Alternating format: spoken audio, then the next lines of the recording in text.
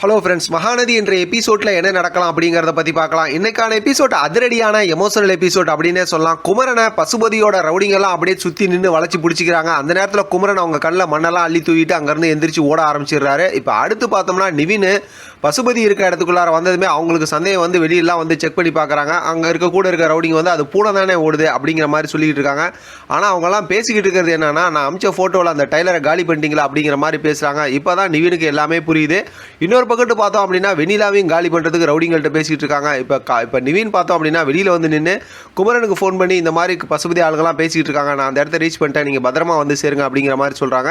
அடுத்து பார்த்தோம் அப்படின்னா காவேரிக்கு ஃபோன் பண்ணி இந்த மாதிரி வெண்ணிலாவுக்கு உயிருக்கு ஆபத்து அப்படிங்கிற விஷயத்த சொல்லிடுறாங்க. காவேரியும் குமரன் மாமா கிட்ட ஃபோன் பண்ணி இந்த மாதிரி நம்பிராஜன் இருக்க இடத்த தெரிஞ்சுக்கிட்டாங்க அப்படிங்கிறதும், அதே போல் நிவின் வந்து அதாவது பசுபதி இருக்க இடத்த தெரிஞ்சுக்கிட்டார் அப்படிங்கிறதும் எல்லாரும் ஒருத்தர் சொல்லிக்கிறாங்க. இருந்தாலும் இப்போ குமரன் நிவின் வந்து இப்போ வெண்ணிலாவை காப்பாற்றுறதுக்கு ஹாஸ்பிட்டல் போகணும் அப்படின்னா இவ்வளோ தூரம் வரணுமே, அதுக்குள்ளார ஏதாவது நடந்துருமேன்னு சொல்லிட்டு அப்படி காவேரி யோசிக்கிறாங்க. இங்கே பார்த்தோம் அப்படின்னாக்கா பசுபதி அமிச்சார் ரவுடி வந்து பார்த்தா வெண்ணிலாவோட முகத்தில் தலகாணியை வச்சு அமுத்தி அந்த மாதிரி அவங்களுக்கு வந்து அதாவது அவங்கள காலி பண்ணுறதுக்காக இந்த மாதிரி வராமல் பின்னாடி பார்த்தா காவேரி வந்து அவங்கள அடித்து அங்கேருந்து காப்பாற்றிடுறாங்க. ஹாஸ்பிட்டலில் ஒரே பிரச்சனை நடக்குது. இப்போ போலீஸ்லாம் வந்துடுறாங்க, கரெக்டாக நிவினும் வந்துடுறாங்க. ஆனால் அந்த ரவுடிங்க 2 பேரும் தப்பிச்சு ஓடிடுறாங்க. இப்போ காவேரிக்கு சரியான கோவம் வந்தது. கூப்பிடுங்க இன்ஸ்பெக்டரை, இப்படி தான் பார்த்துக்கிறாங்களா, நான் வந்து இங்கே நின்னப்போ அவ்வளோ பேச்சு பேசுகிறாங்க பார்த்தீங்களா, அவர் பசுபதியோட ஆளுங்க வந்து இது மாதிரி வெண்ணிலாவோட உயிருக்கு ஆபத்தாகுது அப்படிங்கிற மாதிரி சொல்லிட்டு இப்போ அங்கேயே நிற்க ஆரம்பிச்சிடுறாங்க. நிவின் என்னென்னமோ சொல்லி பார்க்குறாரு, காவேரி அங்கேருந்து கிளம்புறதா இல்லை.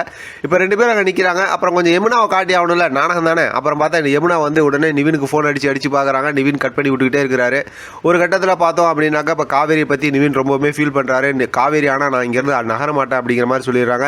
யமுனா இந்த மாதிரி டார்ச்சர் பண்ணுறாங்களா அப்படிங்கிற மாதிரி சொல்லும்போது காவேரி கிட்ட நிவின் வந்து ரொம்ப டார்ச்சர் பண்ணுறா, அவள் பண்ணுற டார்ச்சரால் நான் உங்களுக்குலாம் ஹெல்ப் பண்ணுமா அப்படிங்கிற மாதிரி யோசிக்க வைக்கிறா அப்படிங்கிற மாதிரி சொல்லும்போது இப்போ காவேரி வந்து ரொம்ப ஃபீல் பண்ணி நான் உங்களுக்கு ரொம்ப கஷ்டம் கொடுத்துட்டேன், இந்த பிரச்சனைலாம் முடிஞ்சதுக்கப்புறம் கண்டிப்பாக இந்த விஷயத்தை நான் சரி பண்ணுறேன் அப்படிங்கிற மாதிரி சொல்கிறாங்க.